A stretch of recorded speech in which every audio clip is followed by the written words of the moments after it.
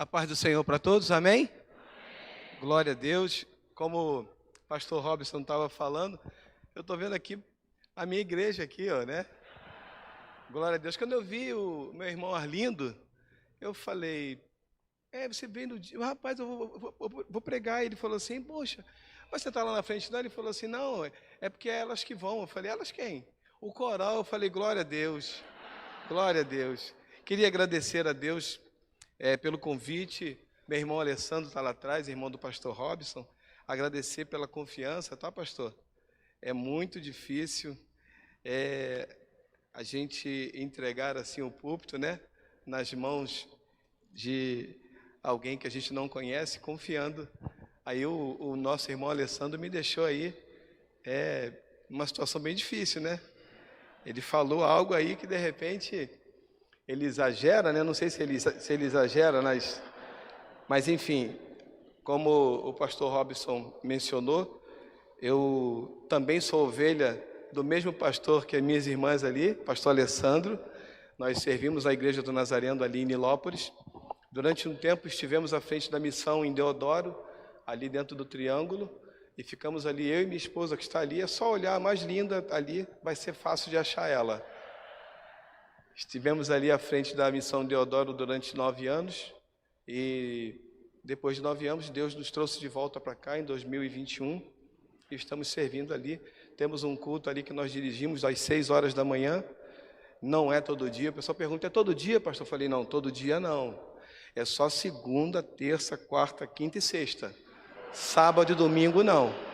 Então nós estamos ali de segunda a sexta às 6 horas da manhã, amém? Se você estiver de folga, quiser orar, é só ir lá, 6 horas da manhã, nós estaremos lá de 6 às 7, amém? Deus abençoe. Pastor Robson, obrigado pelo convite mais uma vez. Deus abençoe toda a igreja. E eu estava vendo a irmã Júlia falando, e é algo muito tremendo quando nós abrimos as portas para que o Senhor entre através do evangelismo. E ela falou que a irmã Dulce fez isso com as crianças. Em 1996, eu também fiz isso na minha casa. Tínhamos ali cerca de 60 crianças. E começou assim, de uma forma, como eu vou dizer, compulsória. Eu não queria fazer, não queria trabalhar com criança, mas iniciando um seminário, eles pediram para fazer um estágio. E aí eu olhei para um lado, olhei para o outro, eu falei, rapaz, vou fazer estágio onde? Eu tinha um comércio, e eu cocei a cabeça, aí me falaram assim, na escola bíblica pode. Eu falei, ali pode?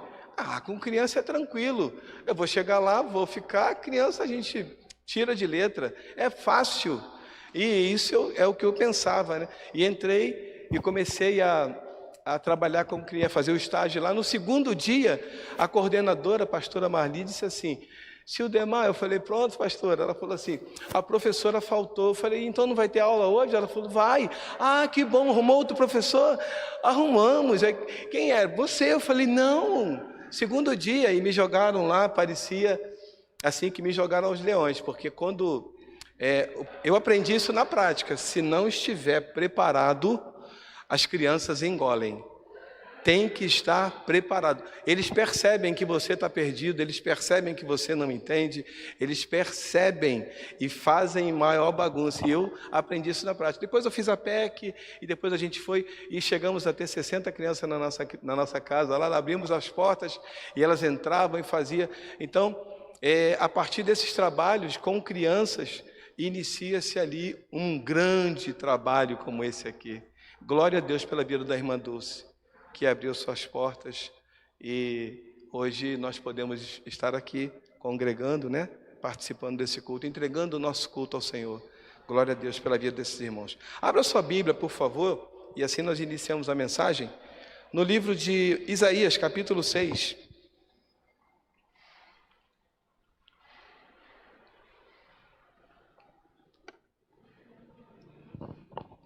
Isaías, capítulo 6. Nós vamos ler do versículo 1 até o versículo 8. Do 1 ao 8. Isaías, capítulo 6, do versículo 1 ao 8. Todos acharam? Diz assim a palavra do nosso Deus o Eterno. No ano da morte do rei Uzias, eu vi o Senhor assentado sobre um alto e sublime trono, e as abas de suas vestes enchiam o templo. Serafins estavam por cima dele, cada um tinha 6 asas, com 2 cobria o rosto, com 2 cobria os seus pés, e com 2 voava. E clamavam uns para os outros, dizendo: Santo, Santo, Santo é o Senhor dos exércitos. Toda a terra está cheia da sua glória. As bases do limiar se moveram à voz do que clamava, e a casa se encheu de fumaça. Então disse eu: Ai de mim, estou perdido, porque sou homem de lábios impuros, habito no meio de um povo de impuros lábios. E os meus olhos viram o Rei, o Senhor dos exércitos. Então um dos serafins voou para mim, trazendo na mão uma brasa viva que tirara do altar com uma tenaz. Versículo 7. Com a brasa tocou a minha boca e disse: Eis que ela tocou os teus lábios, a tua iniquidade foi tirada e perdoado o teu pecado. Depois disso, ouvi a voz do Senhor que dizia: A quem enviarei? E a quem há de ir por nós? Disse eu: Eis-me aqui, envia-me a mim. Amém? Esse texto aqui, desse capítulo, desse livro, Isaías, ele retrata 2 eventos. O primeiro deles, a morte do rei Uzias. O rei Uzias, apesar de, na velhice, ele ter, vamos dizer assim, vacilado nas ações, ele fez coisas que não cabia ao rei fazer, e ele, por arrogância, ele assumiu uma posição que não era ele, que não cabia a ele. Por causa disso, foi ferido de lepra, e ele morreu de lepra. Mas, apesar de tudo isso, ele foi tido como um rei muito competente, piedoso, um homem que foi responsável pela reconciliação de Judá e Israel, um homem que a partir da sua vida, Deus usou ele para trazer prosperidade, pacificação. Deus usou esse homem de várias maneiras. Ele foi considerado um rei competente, fazia o que era bom aos olhos do Senhor, apesar da sua, vamos dizer assim, desse finalzinho ser um pouco vacilante e tentar manchar o seu currículo. E Uzias, ele morre nesse cenário, e Isaías, ele agora tem uma visão. Isaías tem uma visão de um rei sentado num alto e sublime trono. Isaías, alguns estudiosos, alguns teólogos, consideram que Isaías foi sacerdote, foi profeta e foi também juiz. Há uma controvérsia no que diz respeito ao sacerdócio, porque alguns diziam que ele deveria ser, talvez não fosse, mas ele deveria ser, porque ele sacrificava. E outros dizem, mas ele não sacrificava no templo. E aí há uma discussão teológica que não é tão relevante para nós aqui, mas que Isaías teve esses ofícios. E o sacerdote, ele era aquele que recebia do povo e entregava para o Senhor. O profeta era o contrário, ele recebia de Deus e entregava para o povo. Ele pregava, ele ensinava, ele mostrava para o povo o caminho que deveria andar. O tratamento que ambos recebiam não era o mesmo, porque note, o profeta, o sacerdote, ele recebia do povo e entregava para Deus. Então o povo tinha um carinho muito grande pelo sacerdote, era um respeito, era uma coisa muito, vamos dizer assim, uma comunhão. Mas quando se tratava do profeta, algo mudava esse comportamento, esse tratamento, porque o profeta nem sempre falava o que o povo queria ouvir. Você lembra de Jeremias? Jeremias, ele escreve uma carta no capítulo 29 para aqueles que estão cativos. E Jeremias relata nessa carta que existiam profetas que estavam profetizando mentira. E ele fala assim, Ananias está dizendo que o cativeiro vai durar pouco tempo. Não, mentira, não acredita não. Vai durar 70 anos. Gente, olha, casa, dá os filhos em casamentos, faz aí tudo que você tivesse que fazer, tudo que você faria como se você estivesse na sua casa, aqui, na sua terra. Então não deixa de fazer nada, porque o cativeiro vai demorar. Se você esperar o cativeiro acabar para retornar e fazer o que você precisa fazer, você vai perder tempo e não vai viver. Jeremias, ele não é bem visto, ele sofre, ele é maltratado. Então o tratamento que um recebia era muito diferente do outro. Isaías aqui, ele poderia ser também um sacerdote, não sei, mas ele era o profeta. Ele era aquele homem que veio que foi consagrado ao Senhor, dedicado totalmente ao Senhor. E Isaías aqui, assim como eu, assim como você, Isaías também se sente limitado, inicialmente. Ele olha para dentro dele e fala assim, não vai dar para mim. E eu não queria falar do rei Uzias, apesar de ter falado alguma coisa, mas eu não queria falar dele. E eu também não queria falar de Isaías, quando eu disse para você que não era tão relevante saber se era ou se não era. Por exemplo, existe na história, ou melhor, na teologia, pessoas que dizem que Uzias reinou durante 42 anos. Por exemplo, o comentário, a nota de rodapé da Bíblia King James diz que ele reinou por 42 anos. Já aquele livro que trata dos personagens bíblicos, né, de A a Z, ele diz que ele reinou por 52 anos. Ele diz assim, ele reinou de 792 a 740 a.C. Isso não faz tanta diferença, o importante é saber que ele reinou. O importante é saber que ele esteve lá, nesse cenário. Então eu não queria falar nem de Uzias, nem de Isaías. Eu queria falar de mim, e eu queria falar de você. Não da minha história, não da sua história, porque ela também não é tão relevante para a nossa caminhada cristã. E quando eu digo relevante, não que nós não tenhamos, mas eu digo que ela não transforma vidas, ela não alcança vidas, ela não tem o poder de salvar vidas, mas eu quero falar da minha responsabilidade e da sua responsabilidade. Eu quero acender ou reacender essa chama dentro de nós, porque, por exemplo, eu sou crente há pelo menos 30 anos. E aí isso me traz uma comodidade, né? Porque, poxa, eu sou crente há 30 anos. Eu já estou praticamente salvo, né? Eu estou no céu já. Eu não preciso fazer mais. Eu ouvi uma coisa bacana, né? Mas eu não sei se cabe para todos. O pastor, ele foi jubilado, e graças a Deus isso não foi aqui, foi em Marte, né? Então a gente não conhece.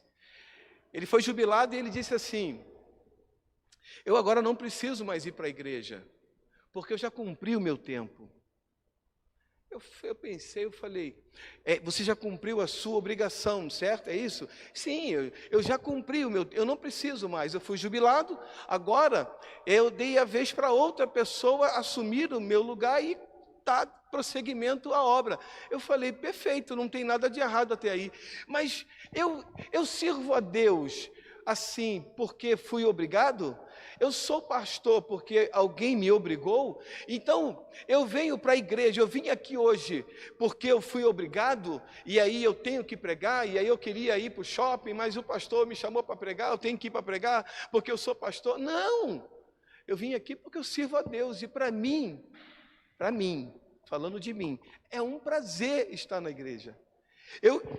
Esses dias nós chegamos na igreja às 5:30 da manhã, por causa da IBF, e teve 1 ou 2 dias que nós saímos de lá 9 horas da noite.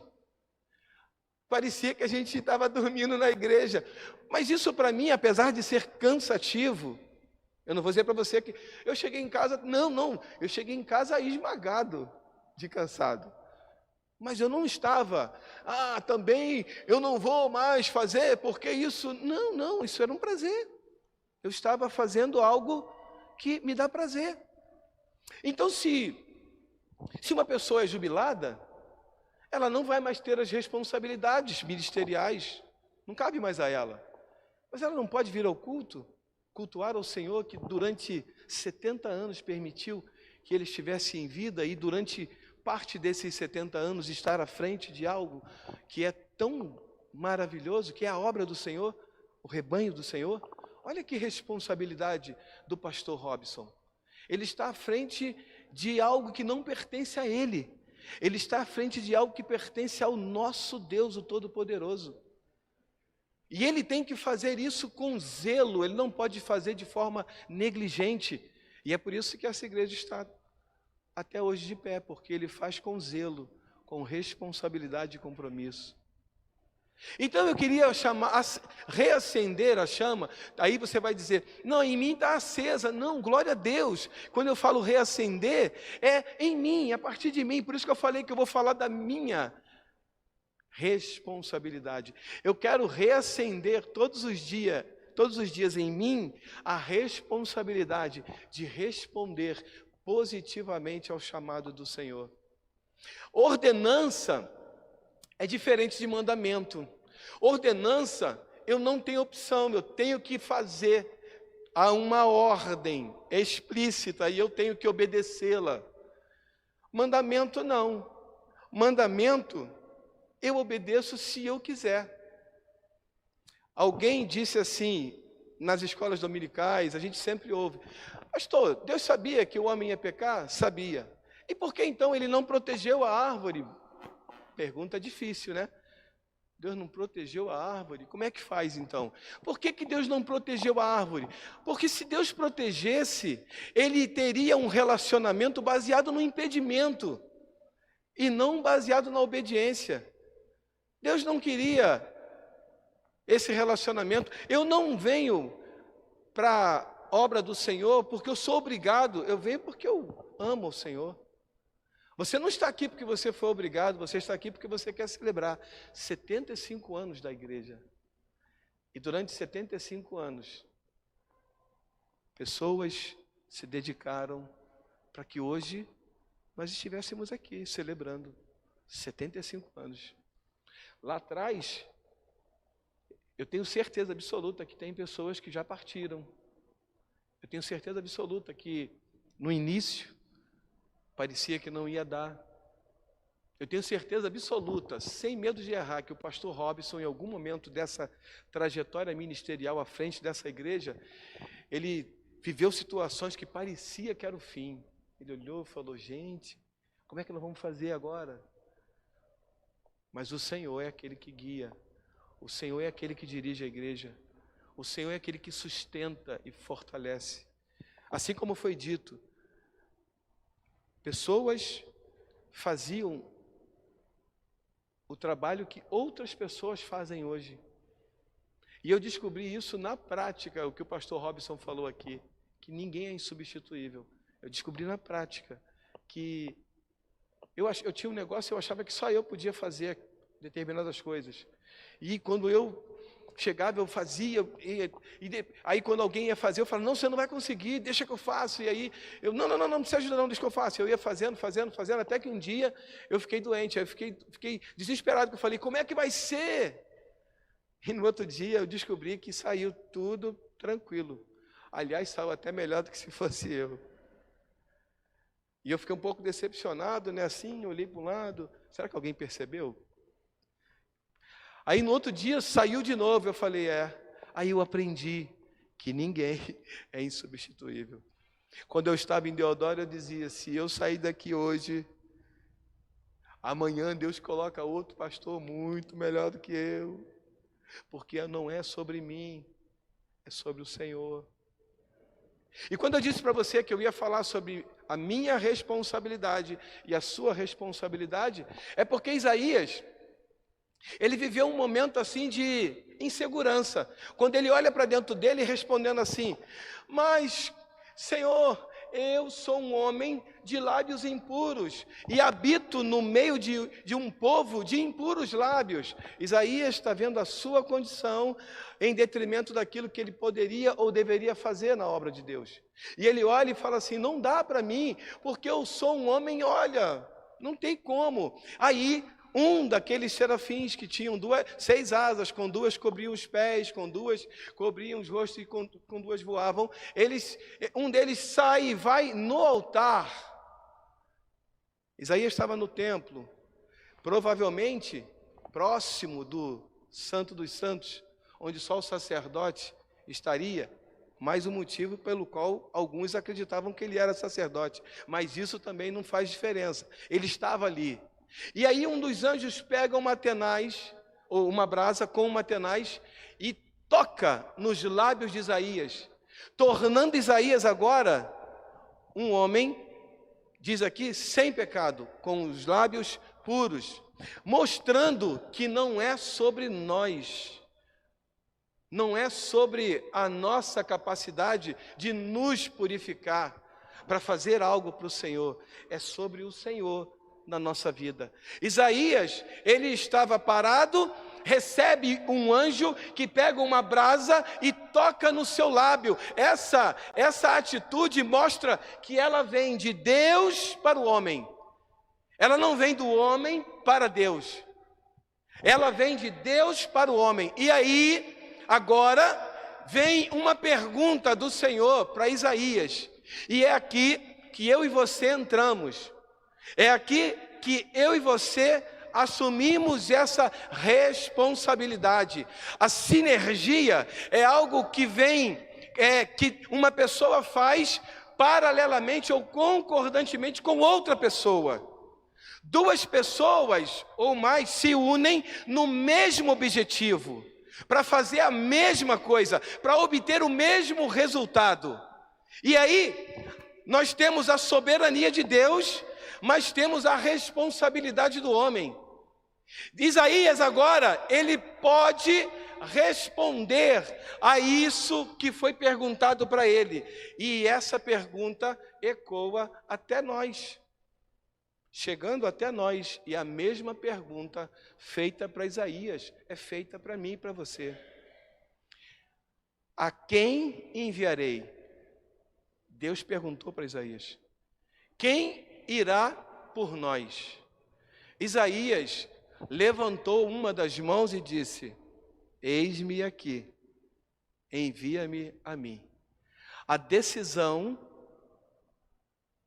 é sua, mas é o Senhor que vai te enviar para alcançar outras pessoas. Deus não precisa de pessoas capacitadas. E aí, eu não estou aqui jogando contra se você está se capacitando para algo. Não. Continue. Faça isso muitas vezes. Estude o máximo que você puder. Eu fiz teologia, fiz depois de especialização, escrevi 5 livros, dou aula no seminário, continuo estudando. Eu estudo. Eu me deparei com um jovem e perguntei: e aí, como é que estão os estudos? Ele falou assim: terminei, pastor. Eu falei: terminou? Que bom, então já pode morrer? Ele falou: como assim? Eu falei: você falou que terminou. Terminou o que você terminou? O que você terminou? Me explica. Ele falou: esse que a gente faz aí, antes da faculdade. Ah, o ensino médio? Ele o ensino médio. Eu falei: que bacana, tu terminou o ensino médio. Bacana, então não precisa fazer mais nada? Ele falou: não, eu estou pensando. Que isso, você tem que sair já vendo o que você vai fazer amanhã, rapaz. Começar amanhã. Porque nós vamos morrer estudando. Tem que estudar todo dia. Mas não é isso que vai fazer a diferença para nós assumirmos algo na obra do Senhor, para nós sermos usados para falar, como meu irmão aqui, o diácono, que estava dirigindo, ele falou que vai no posto e falou: Deus abençoe, Jesus te ama. Ele tá sendo um instrumento nas mãos do Senhor.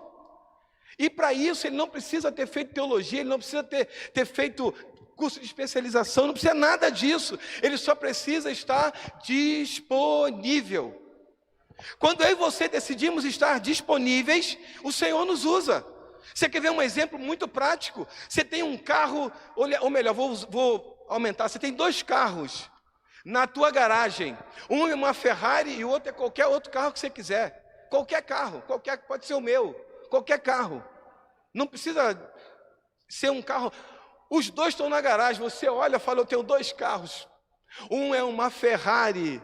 Nem sei qual é o último ano da Ferrari, sei lá, mas é uma Ferrari, a mais nova que tem. Top! E o outro é esse carro que você pensou aí, qualquer carro, qualquer um. Não precisa competir com a Ferrari. A Ferrari, a chave não está na ignição e não tem combustível no tanque. O outro carro que você pensou pode ser o meu, qualquer um. Tem a chave na ignição, a autorização para você dar a partida e o tanque está cheio. Qual deles você acha que vai ser utilizado para socorrer alguém que passar mal? A Ferrari? Dá a partida. Não tem chave. Não tem combustível. Mas o outro, qualquer um aí que você pensou, esse vai ser usado. Pega ele, bota no carro, vamos embora. E vai embora. Por quê? Porque ele estava disponível. Quando eu disse que a responsabilidade é minha, é sua, e era disso que eu queria falar, é porque, a partir de hoje, a igreja começa um novo ciclo para viver o ano 76 de aniversário. E como que vai fazer isso? Com pessoas que vão se colocar disponíveis. Pessoas que vão dizer assim, Senhor, eis-me aqui. De vez em quando o pastor olha e fala, quem pode ir? Aí fica todo mundo assim, não, eu não estou preparado. Não, pastor, eu não estou preparado. Essa fala não pode mais fazer parte do nosso meio, do nosso diálogo. Você tem que dizer assim, pastor, eu não tenho tanta preparação, mas eu estou disponível. E quando você faz isso, você se torna um poderoso instrumento na mão do Senhor. Isaías entendeu isso. Isaías inicialmente achou que era sobre ele. Achou que ele tinha que primeiro se preparar para depois ir até lá. E ele falou, mas daí o Senhor fala quem? Aí ele olhou e falou, Atenai, a brasa já veio? Já está tudo certo? Então eu posso ir? Sim, agora você pode ir. E Isaías falou, eis-me aqui, Senhor, envia-me a mim. Isaías entendeu que não era sobre ele, era sobre o poder de Deus que operava na vida dele. Não é sobre mim, não é sobre você. É sobre o poder de Deus que vai operar em mim e vai operar em você.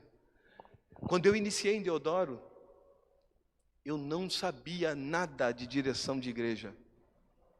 Eu ficava literalmente, lá é comunidade, e isso nem me abalava tanto, porque eu estava acostumado. Eu fui pastor auxiliar na Chatuba, então a gente estava acostumado. Mas o que me abalava mais, eu dormia pensando assim, e quando apareceu um problema insolúvel, do tipo, pastor, eles estão fazendo isso, o que eu tenho que fazer? Eu falo, Jesus, como é que eu vou fazer? E eu ficava em pânico dentro de mim, nunca falava para ninguém, mas eu ficava, como é que eu vou fazer quando apareceu um problema? E a gente esteve à frente de problemas que eu, sinceramente, não sei como teve solução. Deus me usou para ter solução, porque não é sobre mim, é sobre o Senhor que opera na nossa vida. Quando eu e você levantamos as mãos e falamos, Senhor, eis-me aqui. Há 75 anos atrás, alguém levantou a mão dizendo, eis-me aqui, Senhor. E essa pessoa que se levantou, talvez ela não tivesse nem feito teologia. Talvez essa pessoa não soubesse nem cantar. Quando nós iniciamos em Deodoro, eu e minha esposa, a gente levava, nós somos espertos, né? Inteligentes. Então nós levávamos os músicos, né? Daqui de Nilópolis. Aí levávamos os músicos, mas eles iam aqui dentro, para ninguém ver. E aí quando a gente ligava lá, os músicos, né? Era músico completo, a gente tinha uma banda completa aqui dentro. Ó. Aí ligava um negócio que talvez vocês não conheçam, mas a gente tinha lá um negócio chamado cabo, né? E um negócio chamado caixa de som. E aí o som ficava... E os músicos cantavam, e nós cantávamos juntos. E o louvor saía. Porque nós não somos cantores. Eu e minha esposa, se a gente fizer isso aqui, né, vai começar o pessoal a falar assim, pastor, amanhã a gente vem. Por quê? Porque nós não somos, mas nós estávamos disponíveis. nós estávamos ali falando, Senhor, eis-me aqui. O desafio para mim e para você é continuar de pé, dizendo sim, Senhor, estou disponível. Vai ser fácil? Não. Talvez não seja nem difícil, talvez seja muito difícil. Talvez o fato de você dizer, eis-me aqui, traga para você alguns problemas, até sofrimento. E quando eu falo isso, eu falo com muito cuidado, porque algumas pessoas pensam assim, pastor é pessimista. Não, não, não. Eu só não quero dizer para você que vai ser só vitória. Eu só não quero te enganar dizendo assim, você agora é crente, servindo Jesus? Agora vai dar tudo certo. Vai dar tudo certo, fica tranquilo. Oxe, vai perder nada. Eu não quero que você seja enganado a esse ponto. Mas eu quero te dizer uma coisa. A frase que eu uso no culto de 6 horas da manhã. Nós não sabemos o que vamos enfrentar, mas o Senhor vai estar conosco. Quando nós levantamos a nossa mão e falamos assim, Senhor, eis-me aqui, envia-me a mim. Ele vai suprir todas as necessidades.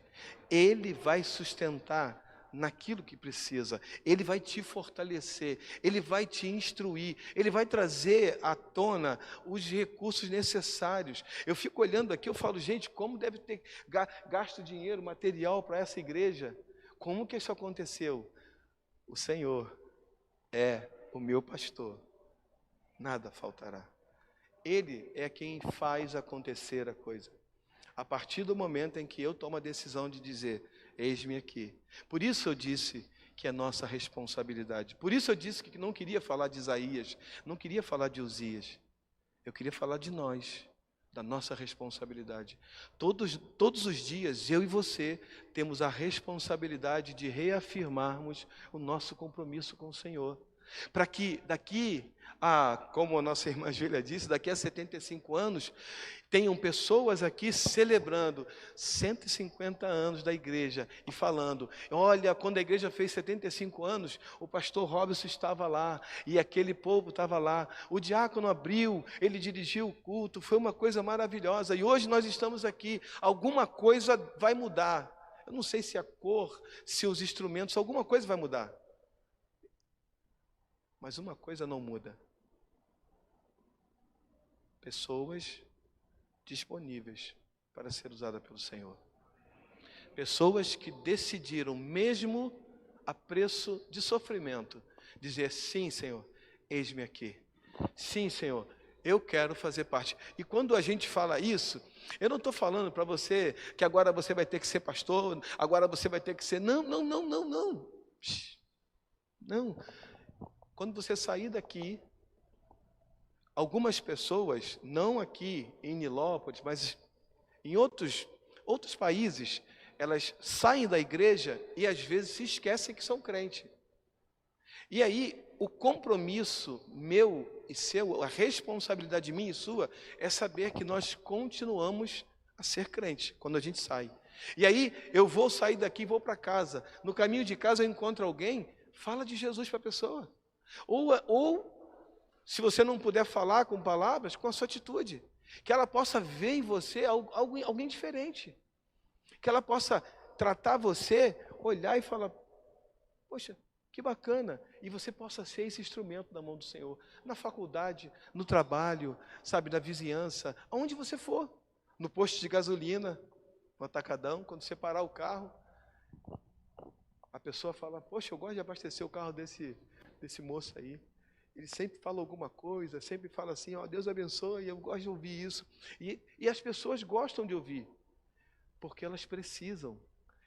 E você, vai ser essa pessoa que vai falar para alguém lá e ela vai despertar nela o desejo de vir, de entrar, talvez nessa igreja, ou talvez em outra, mas que ela possa mudar a rota, sair daquela destruição para onde ela está indo e vir para o caminho do Senhor. Ser transportada do império das trevas e ser colocada no reino do Filho do seu amor. A partir da minha vida, a partir da sua vida. E as pessoas possam dizer assim, hoje eu estava vivendo um drama no casamento, um drama assim, a minha vida, eu estava com isso, com aquilo. E fulano falou para mim de Jesus e eu hoje sou outra pessoa. Isaías diz a história que ele provavelmente, né, foi cerrado ao meio. Olha o preço que esse homem pagou pela resposta que ele deu. A quem enviarei? Quem irá por nós? Ele levanta a mão e diz: eis-me aqui, envia-me a mim. Quando ele diz isso, ele não estava sendo livrado do sofrimento.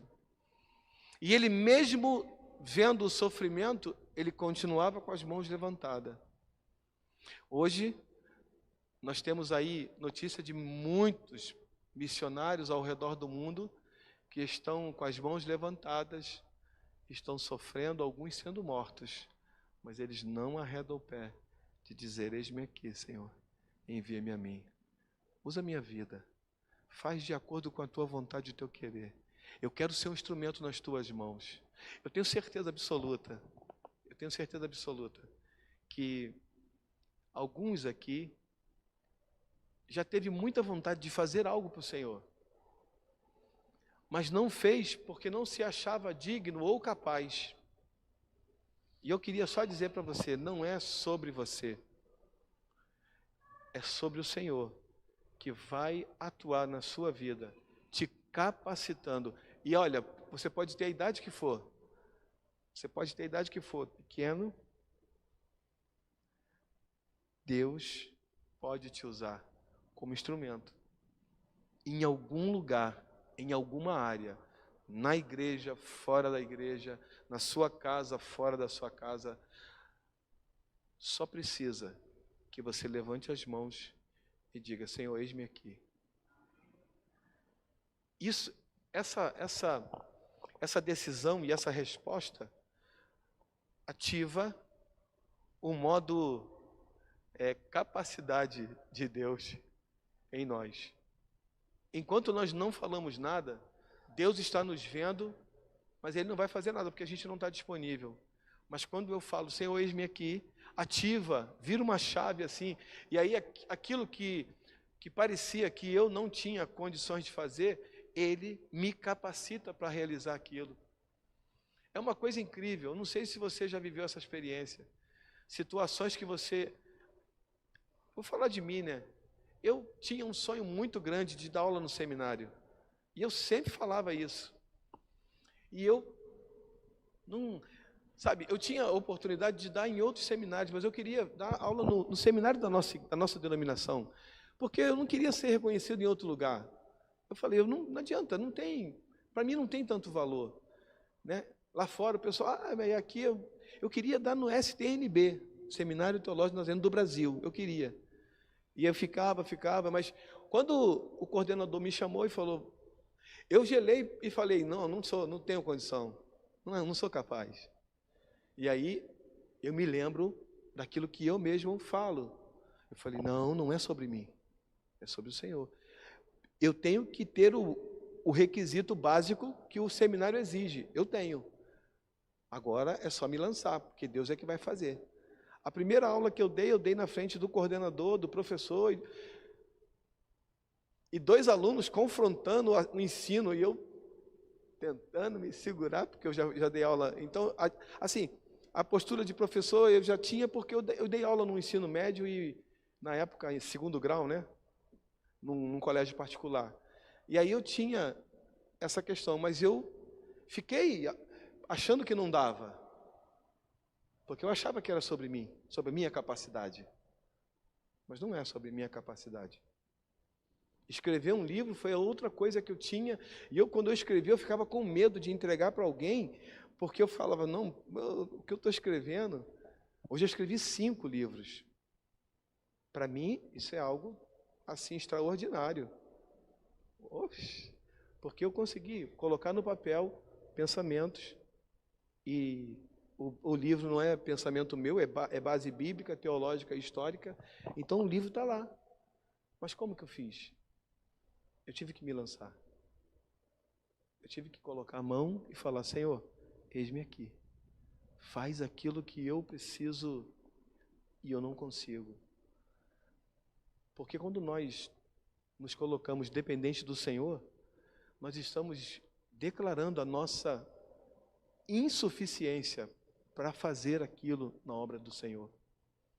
E é Ele quem vai tornar suficiente, ou nos tornar suficiente naquela situação. Porque não é sobre nós, é sobre o Senhor. Isaías entendeu isso. Isaías, ele olhou e disse: como eu sou um homem de lábios impuros? Ele não considerava que poderia. E aí Deus faz toda a trajetória até que ele agora pode responder. A quem enviarei? Isaías olha e fala: eis-me aqui. Se Deus perguntasse nessa noite para você, não para você diretamente, mas a pergunta: a quem enviarei? Quem há de ir por nós? Você seria essa pessoa para dizer: eis-me aqui? Se você disser, aguarde, porque Deus vai te usar. Se você já disse, continue com a sua mão levantada. A despeito de qualquer problema que você possa viver, qualquer adversidade, continue com as mãos levantadas. Senhor, eis-me aqui. O marido saiu de casa: Senhor, eis-me aqui. A mulher não quer mais vir para a igreja: Senhor, eis-me aqui. Os filhos estão agora nas drogas, pastor. Você não sabe como é que está difícil. Continua com a mão levantada: eis-me aqui. Pastor, eu fiquei desempregado, eu estou agora passando uma situação assim, quase vexatória, porque continua com as suas mãos levantadas, dizendo: eis-me aqui. Porque não é sobre nós, é sobre o Senhor. O nosso desafio é continuar essa caminhada até chegarmos ao céu. Até chegarmos ao céu. E como eu já falei várias vezes, até publiquei um textozinho essa semana, a nossa corrida, ou essa corrida proposta para nós, não é de velocidade. Se o pastor Robson chegar primeiro que eu não vou ficar chateado. Eu quero chegar. É de resistência. Não é quem chega primeiro, é quem chega. Nós estamos todos indo para o mesmo lugar. Alguns vão chegar primeiro. Alguns já até chegaram. Mas o importante é eu e você continuarmos nessa caminhada, perseverando, com a mão levantada, mesmo sofrendo, mesmo sentindo dor, mesmo olhando e não entendendo nada. Porque Josafá, quando estava naquela peleja, capítulo 2, livro de 2 Crônicas, capítulo 20, livro de 2 Crônicas, no versículo 12 ele diz assim: Senhor, em nós não há força, e não sabemos nem o que fazer. Você tem noção de um rei? O cara que comanda, o cara que tem que dar a diretriz, o cara que tem que falar: vamos, fica, pega, leva, ele falar que não sabe o que fazer. Imagina, não sei o que fazer. Mas ele não falou isso por incompetência. Ele não falou isso porque ele estava sendo negligente. Ele falou isso porque ele dependia do Senhor. Porque no final ele coloca assim: contudo, os nossos olhos estão postos em Ti. Ele não sabia o que fazer. Ele não tinha força suficiente, mas ele dependia de Deus. Continue com a sua mão levantada. Continue dizendo: Senhor, eis-me aqui, sem você entender nada. Você não sabe nem porque foi demitido. Só te mandaram assinar a carta de demissão, vão pagar as verbas rescisórias e você vai ter que procurar outro emprego. Aí você fala assim: Jesus, como é que vai ser? Não sei. Mas continua com a mão levantada. Continua com a mão levantada. Não arreda o pé. Não arreda o pé, não arreda o pé, não arreda o pé. Porque Deus vai te capacitar, Deus vai te honrar, Deus vai te sustentar, Deus vai te fortalecer e vai te fazer a cumprir todos os propósitos que Ele tem preparado para você, cabalmente. Amém? Eu não vou fazer nenhum tipo de apelo. Se tiver que fazer, eu vou dar essa missão para o nosso pastor, o pastor Robson. Mas eu queria agradecer a Deus pela tua vida, por esses 75 anos de existência dessa igreja, que eu tenho certeza absoluta, tem feito a diferença, não somente aqui, mas em todos os lugares por onde ela passa através de você. Amém? Porque quando você sai daqui, você continua sendo um representante da Igreja Batista, a primeira Igreja Batista de Olinda, e principalmente um representante de Deus. E as pessoas falam: você é da Igreja Batista de Olinda? Rapaz, que bênção, esse homem aqui, ó. Eu não quero ouvir assim: esse pastor aí, da Igreja do Nazareno? Deixa não. Eu não quero ouvir isso de mim. Eu quero ouvir qualquer coisa, menos isso. Então, mantenha-se firme. Deus abençoe a tua vida e que venham mais 75 anos para a glória de Deus. Em nome de Jesus. Amém? Deus abençoe a todos.